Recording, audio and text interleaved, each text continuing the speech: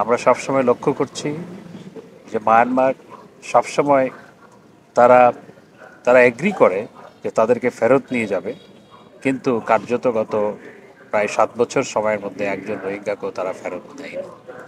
উপরন্তু আমাদের ঘাড়ের উপর অন্য সমস্যা তৈরি হয়েছে, যেমন মায়ানমারের রাখাইন রাজ্যে ইন্টারনাল কনফ্লিক্টের কারণে ইতিমধ্যে বিভিন্ন দফায় আমাদের দেশে 5 শতাধিক বিজেপির সদস্য এবং তাদের সেনাবাহিনীর সদস্য পালিয়ে আমাদের দেশে এসেছিল।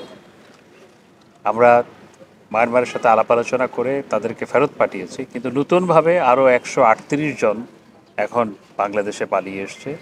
তন্মধ্যে একজন লেফটেন্যান্ট কর্নেল, 2জন মেজরও আছে, অর্থাৎ সেনাবাহিনীর একজন লেফটেন্যান্ট কর্নেল, 2জন মেজরও আছে। তাদেরকেও আমরা একই প্রক্রিয়ায়, অতীতে যেই প্রক্রিয়া আমরা তাদের ওখান থেকে পালিয়ে আসা বিজিপি অর্থাৎ মায়ানমার বর্ডার গার্ডের সদস্য এবং সেনাবাহিনীর সদস্য সহ যারা পালিয়ে এসেছিল তাদেরকে যেভাবে আমরা ফেরত পাঠিয়েছি, একই প্রক্রিয়ায় আমরা এখন যারা পালিয়ে এসছে তাদেরকেও আমরা ফেরত পাঠাতে পারবো বলে আমরা আশা করছি এবং মায়ানমারের তাদেরকে ফেরত নিয়ে যাওয়ার ব্যাপারে আগ্রহ রয়েছে।